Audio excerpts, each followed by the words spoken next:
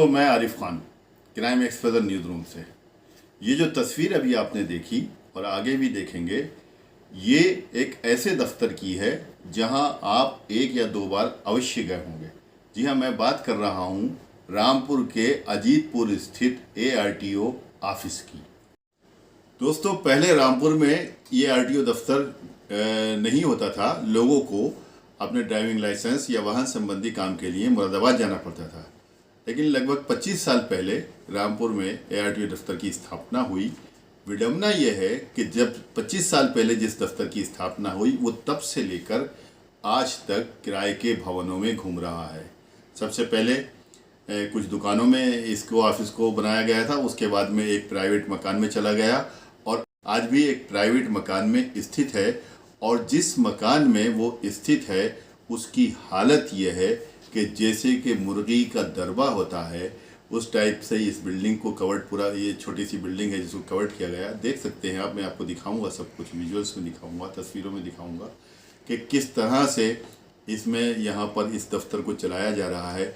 यहाँ पर अधिकारियों के बैठने के लिए सही स्थान नहीं है। RI का रूम, ये देखिए, ये RI का रूम है। RI जो है दफ्तर के सेकंड ऑफिसर के होता है, RTO के बाद में उन्हीं का नंबर होता है।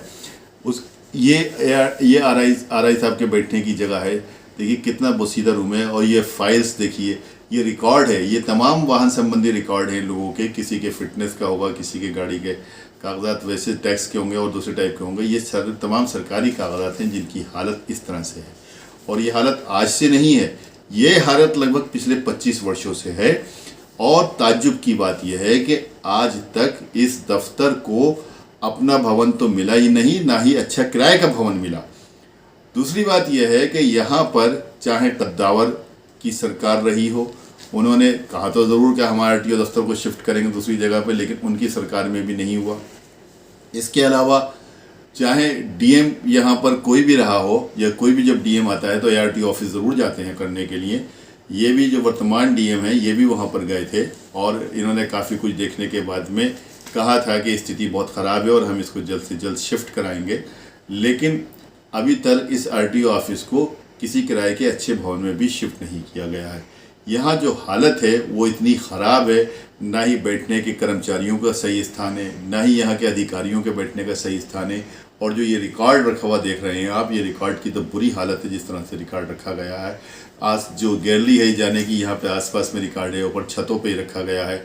मतलब कोई जगह ऐसी नहीं बची है जहाँ पे रिकॉर्ड नहीं रखा है। और किसी एंगल से भी देखने में नहीं लगता है कि ये सरकारी दफ्तर है। वो भी वो सरकारी दफ्तर जो ज़िला स्तरीय होता है। ज़िला स्तरीय दफ्तर कुछ ही होते हैं। मैं आपको बता दूं ज़िला स्तरीय का क्या मतलब होता है।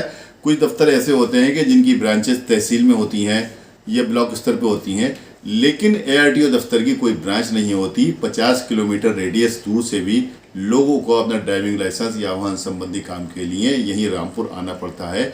और यहाँ आने के बाद में उन्हें सुविधाओं के नाम पर बिल्कुल ज़ीरो मिलता है। यहाँ पे ना किसी के बैठने का स्थान है, या कोई फॉर्म लेकर कोई बैठ के अपने भर सके वहाँ पे आगे देने के लिए, ना कोई वो स्थान है, ना कोई पानी पीने की व्यवस्था है, और ना ही कोई अच्छा टॉयलेट, लेटरिन, बाथरूम है।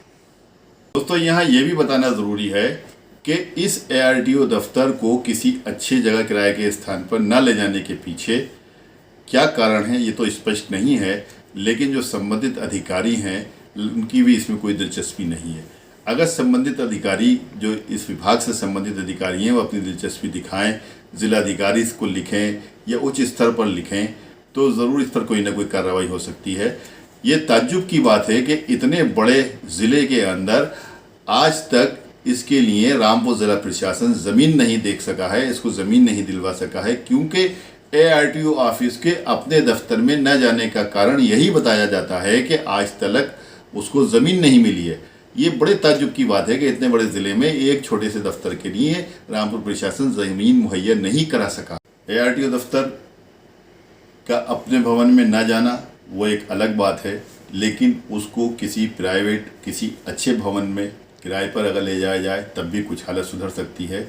लेकिन उसमें भी लगता है ना तो कोई विभागीय अफसरों की कोई दिलचस्पी, ना ही ज़िला प्रशासन की। कारण क्या है ये तो स्पष्ट हमें भी नहीं मालूम है।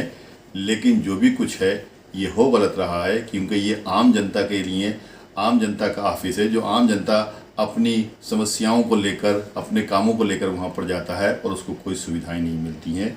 तो फिर बाद में वही शेर याद आता है कि आँख जो कुछ देखती है लब पे आ सकता नहीं, आँख जो कुछ देखती है लब पे आ सकता नहीं, मैं वे हैरत हूँ कि दुनिया क्या से क्या हो जाएगी। अगर ये खबर अच्छी लगी हो तो इसको लाइक कीजिए, शेयर कीजिए, सब्सक्राइब कीजिए और ख़बर को आगे बढ़ाइए। अपना प्यार और मोहब्बत क्राइम एक्सपोजर यूट्यूब चैनल को देते रहिए, ताकि इसी तरह से हम आपको अनकॉमन टाइप की वो खबरें जो एक आम जन से, आम समस्या से जुड़ी हुई हैं, आप तक पहुंचाते रहें।